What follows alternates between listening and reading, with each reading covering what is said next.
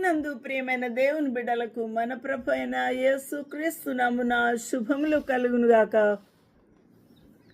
ఈ యొక్క దినమందు యేసు క్రీస్తు ప్రభు సిలువలో బిగ్గరగా కేక వేసి ప్రాణం విడిచిన తర్వాత జరిగిన సంఘటనలు మనము మత్తయి సువార్త 27వ అధ్యాయము 50వ వచనం నుండి చూడవచ్చు. ఆ విధంగానే యోహాను సువార్త, లూకా సువార్త, ఆయా సువార్తల్లో వ్రాయబడి ఉంది. ఆయన బిగ్గరగా కేక వేసి ప్రాణం విడిచాను. అప్పుడు దేవాలయపు తెర పైనుండి కింది వరకు రెండుగా చినిగెను. భూమి వణికెను, బండలు బద్దలాయను.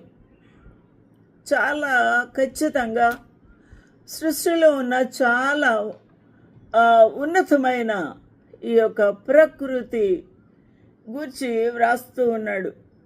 భూమి అంతా వణికిపోయింది, బండలు బద్దలైపోయాయి.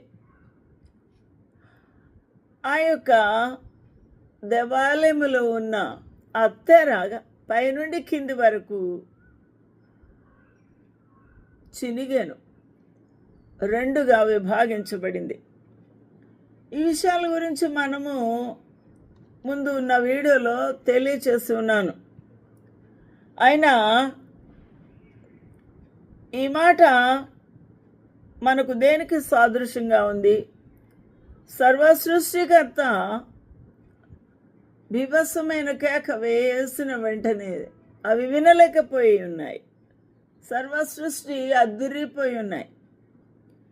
అందువలన భూమి వణికిపోయింది, బండలు బద్దలాయను, దేవాలయపు తెర నడిమికి చినిగెను అని ఇక్కడ లిఖించబడి ఉంది.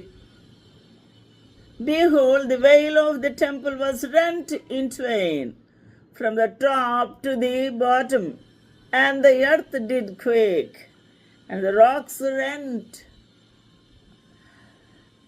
and the graves were opened.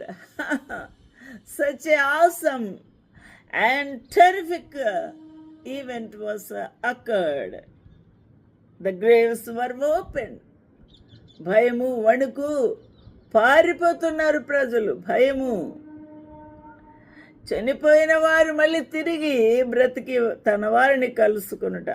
Many bodies of the saints which slept arose.